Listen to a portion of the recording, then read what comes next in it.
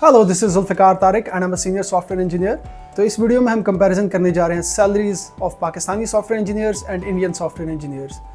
तो इस कंपैरिजन को ड्रॉ करने के लिए मैंने पाकिस्तान की जो बेस्ट कंपनीज हैं उनको पिक किया और इंडिया की जो बेस्ट कंपनीज हैं उनको पिक किया। इस वीडियो में जो कंपैरिजन है वो सिर्फ फ्रेश सॉफ्टवेयर इंजीनियर्स का है जो कि 0 to 2 ईयर्स के एक्सपीरियंस के हैं। तो सबसे पहले हम बात करेंगे जो पाकिस्तान की बेस्ट कंपनीज है। उसमें आपके पास 3-4 नाम आते हैं, नेटसोल, I2C, सिस्टम्स लिमिटेड।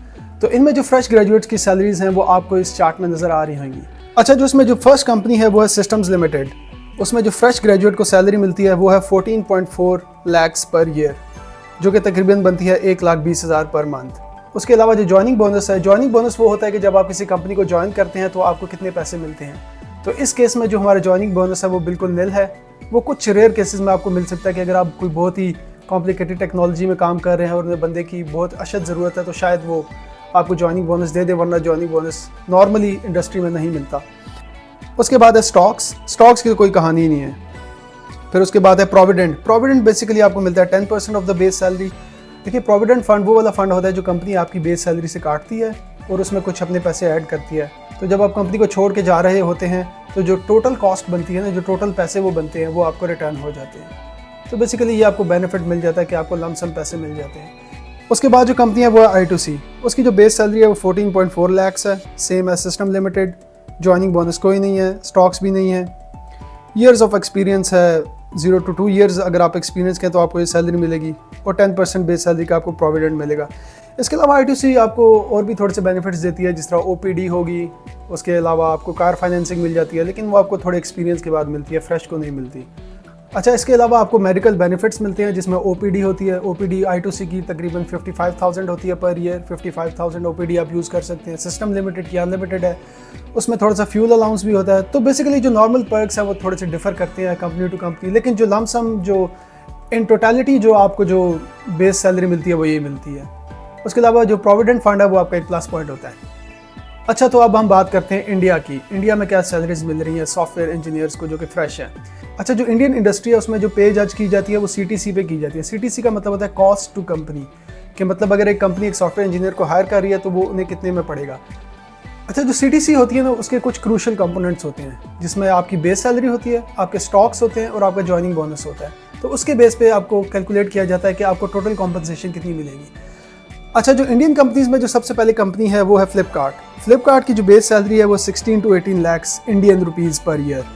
उसमें आपको 1.5 लाख का जॉइनिंग बोनस मिलेगा, आपको 35 to 36 लाख के स्टॉक्स मिलेंगे। अच्छा, ये जो स्टॉक्स होते हैं ना ये आपको over the period of 4 years मिलते हैं। इसमें इक्वल परसेंटेज भी हो सकती है, फॉर एग्जांपल 25 पहले साल मिल जाए, 25% अगले साल मिल जाए, या इसका मैकेनिज्म डिफरेंट भी हो सकता है। जैसे 10% अभी मिल गए, 30% बाद में दूसरे ईयर में मिल गए, फिर 40% थर्ड ईयर में मिल गए और फिर बाकी ओवरऑल 100% आपको फोर्थ ईयर में मिल गए। उसके अलावा जो आपके मेडिकल बेनिफिट्स हैं, उसके अलावा जो आपके हेल्थ बेनिफिट्स हैं, उसके अलावा आपको जो ट्रैवलिंग अलाउंस मिलता है वो चीज़ें अलग हैं। अच्छा, उसके बाद जो कंपनी है वो है गूगल। उसका जो बेस सैलरी है वो 18 लाख है, जॉइनिंग बोनस 3 लाख, स्टॉक्स भी तकरीबन 35 से 36 लाख के मिलते हैं। तो बेसिकली इन सब कंपनीज का जो कंपनसेशन स्ट्रक्चर है वो तकरीबन सेम होता है। अमेज़ॉन का भी यही है, 16 लाख उनकी बेस सैलरी है, जॉइनिंग बोनसेस 5 लाख और स्टॉक्स भी तकरीबन 35 से 36 लाख के मिलते हैं। अच्छा, जो इस कॉम्पनसेशन में बेसिक डिफरेंस क्या है, आपको ये डिफरेंस इतना ज़्यादा नहीं लग रहा होगा, लेकिन ये डिफरेंस बहुत ज़्यादा है। अगर आप 18 लाख को US डॉलर में कन्वर्ट करें, 18 लाख इंडियन रुपीज़ को US डॉलर में कन्वर्ट करें तो ये तकरीबन $2100 US बनते हैं। और अगर आप पाकिस्तानी 1,20,000 को कन्वर्ट करें US डॉलर में तकरीबन $400 बनते हैं, जो कि आज का रेट है। आज डॉलर का रेट है 300। So there is a massive difference between the basic salaries of Pakistani software engineers and Indian software engineers.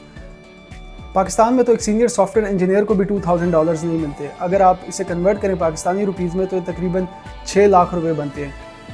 तो मैंने रिसेंटली लिंक्डइन पे एक पोल करवाया था जिसमें मैंने क्वेश्चन पूछा था, what is the average salary of a software engineer having 5+ years of experience in your company.